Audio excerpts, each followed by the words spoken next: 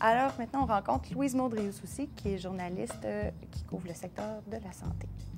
Bonjour Louise Maude. Bonjour. Louise Maude, tu couvres un secteur qui est très vaste. Ça implique beaucoup de personnel, beaucoup de structures, beaucoup d'organisations, des associations. Comment on fait pour couvrir tout ça? En fait, on ne couvre pas tout. Et c'est probablement peut-être la réponse la plus ennuyante, la plus plate, la plus prosaïque, mais c'est quand même ça. On n'arrive pas à tout couvrir parce qu'en santé, c'est énorme, c'est tentaculaire, spécialement au Québec. Je dois faire des choix tous les jours et c'est pas facile. Je me dis toujours que le principe de l'intérêt du public doit enfin être priorisé, mais au-delà de ça, évidemment, ça va dépendre beaucoup de ce qui se passe, qui ça interpelle, de quelle manière, et ça dépend de tout. Mais tu n'as pas de sujet de prédilection ou de...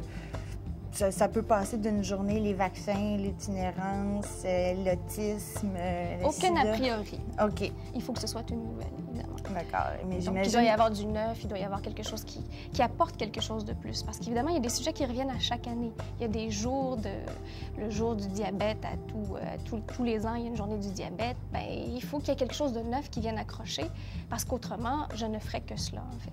Oui. Justement, comment on fait pour se dépatouiller avec tous ces lobbies, si on peut dire? Parce que, bon, il y a le lobby pharmaceutique, mais il y a aussi toutes les associations qui vont t'appeler. Il faut développer des trucs, j'imagine, pour essayer de déceler c'est quoi qui est vraiment intéressant, puis c'est quoi qui est nouveau. Oui, en effet, on essaie souvent de se dire que le principe, encore une fois, c'est de se dire, est-ce qu'on joue le jeu de quelqu'un à ce moment-là? Et si oui, peut-être faire attention et peut-être de ne pas publier justement ce genre de nouvelles-là. On le met de côté, on ne les couvre pas en se disant que, bon, ils font un travail, mais nous, notre travail, c'est pas celui-là, mais c'est bien de rapporter la nouvelle. Ce qui est plus difficile, je dirais, ce sont les associations de patients, par exemple, qui ont aussi quelque chose à porter sur la place publique. Et ceux-là, on aimerait toujours leur tendre le micro, mais parfois, il y a l'espace, effectivement, il faut choisir.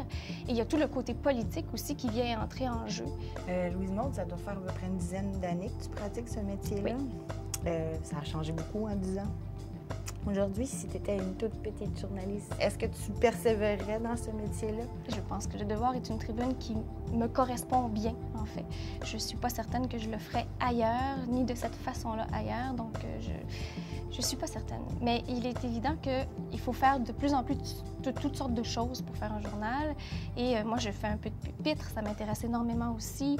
Je pense que c'est bien d'être polyvalent, mais aussi, je ne sais pas trop à quoi va ressembler mon travail. Et je trouve ça plutôt sympathique dans un certain sens parce que j'aime le fait que ça change à tous les jours.